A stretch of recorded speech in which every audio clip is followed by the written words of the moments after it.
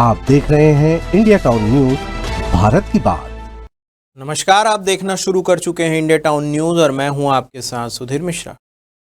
छत्तीसगढ़ का राजनांदगांव शहर इन दिनों एक बड़ी चुनौती से जूझ रहा है।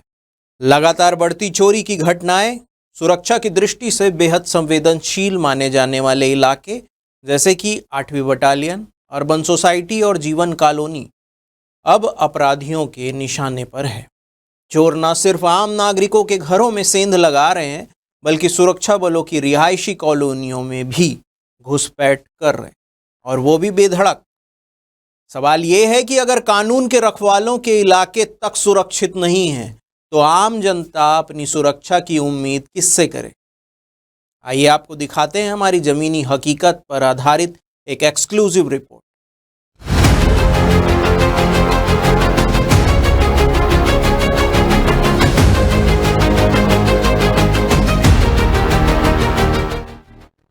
राजनांदगांव एक ऐसा शहर जिसे छत्तीसगढ़ का सबसे शांत और अनुशासित जिला माना जाता था, अब वहां अपराध की रफ्तार डराने लगी है। पिछले कुछ ही हफ्तों में शहर में हुई चोरियों ने पुलिस प्रशासन और नगर निगम की व्यवस्था पर गंभीर सवाल खड़े कर दिए। सबसे पहले बात करते हैं 8वीं बटालियन की। सुरक्षा बलों के लिए बना यह इलाका पहले बेहद सुरक्षित माना जाता था, लेकिन बीते सप्ताह यहाँ के क्वार्टर क्षेत्र में 10 घरों में चोरों ने सेंधमारी की कोशिश की।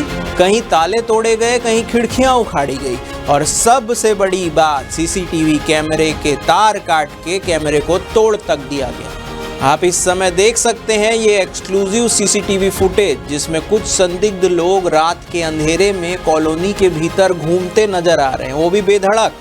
8वीं बटालियन का इलाका है, इलाका पुलिस का है, लेकिन चोरों के हौसले इतने बुलंद है कि वे बेधड़क घूम रहे हैं। हालांकि उनकी हरकतें कैमरे में कैद हो चुकी है, लेकिन हैरानी की बात है कि अब तक उनकी पहचान नहीं हो पाई और पुलिस के हाथ पूरी तरह खाली। अब रुक करते हैं अर्बन सोसाइटी की ओर।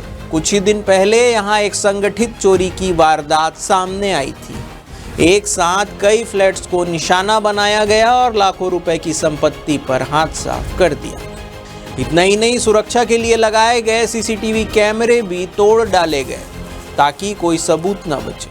अब इसके बाद बात करते हैं जीवन कॉलोनी में। यहाँ पर भी चोरों ने ताले तोड़कर कीमती सामान चुरा लिया और इलाके में दहशत का माहौल बना दिया। स्थानीय नागरिकों का कहना है कि ये पहली घटना नहीं है, पहले भी यहाँ इस तरह की चोरी हो चुकी है, लेकिन पुलिस की सक्रियता सवालों के घेरे में रही है। क्यों घेरे में रही है? इसलिए घेरे में रही है क्योंकि जब भी पुलिस आती है तो एक ही चीज पूछती है कि यहाँ आसपास सीसीटीवी कैमरा है या नहीं, और यदि सीसीटीवी कैमरे में फुटेज नहीं मिलता तो कार्रवाई वहीं पे शून्य हो जाती। कन्हारपुरी और लखोली जैसे क्षेत्रों में हालत और भी खराब है।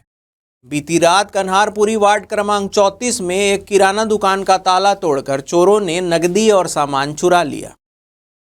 पड़ोसियों ने बताया कि घटना के बाद भी कोतवाली पुलिस को घटना की भनक तक नहीं लगी।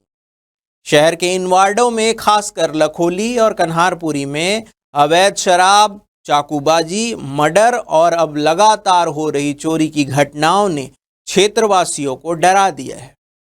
ये केवल एक क्षेत्र की बात नहीं है, ये राजनांदगांव शहर के हर क्षेत्र में यही माहौल है, जहाँ पे खुलेआम शराब, नशे को बेचने वाले लोग और ऐसे चोरों के हौसले लगातार बुलंद हो रहे हैं। वहीं बात करते हैं लखोली के बैगापारा हाई स्कूल में। अज्ञात चोरों ने रात के समय ताला तोड़कर कंप्यूटर, प्रिंटर और सीसीटीवी कैमरा चुराने का भी प्रयास किया, लेकिन किसी की आहट पाकर ये चोर मुक्तिधाम के पास सामान छोड़कर भाग निकले। संभावना जताई जा रही है कि उन्हें पुलिस की पेट्रोलिंग गाड़ी की सायरन सुनाई दी होगी या फिर किसी स्थानीय नागरिकों ने उन्हें देख लिया होगा। पर सवाल ये है कि जब स्कूल तक सुरक्षित नहीं है तो फिर बाकी जगहों की क्या उम्मीद? इन सब पर स्थानीय लोगों का कहना है कि अब सीसीटीवी कैमरों पर भी भरोसा नहीं रह गया है, क्योंकि जब चोर इन्हें भी तोड़ देते हैं तो सुरक्षा तंत्र किस काम का? लोगों का कहना ये भी है कि पुलिस सिर्फ घटना के बाद आती है, घटना से पहले कोई नहीं दिखता। ये गश्त अगर सख्ती से हो तो शायद चोर डरे, लेकिन अगर बात हो रही है गश्त की, तो गश्त भी सिर्फ और सिर्फ खाना पूर्ति हो रही है, क्योंकि चोरों को भी पता है कि पुलिस के गश्त का समय क्या है।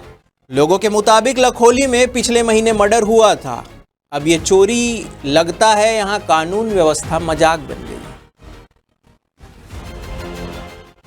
तो आपने देखा कैसे एक शांत शहर अब अपराध की गिरफ्त में आता जा रहा है। सुरक्षा तंत्र की नाकामी, पुलिस की निष्क्रियता और प्रशासन की चुप्पी, ये वो तत्व है जो राजनांदगांव को असुरक्षा के गहरे साए में ढकेल रहे हैं।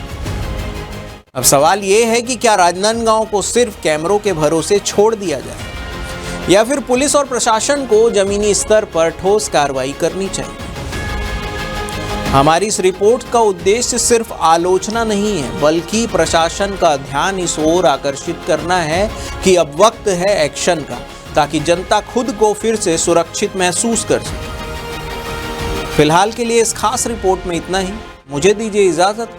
देखते रहिए इंडिया टाउन न्यूज़, भारत की बात। जय हिंद।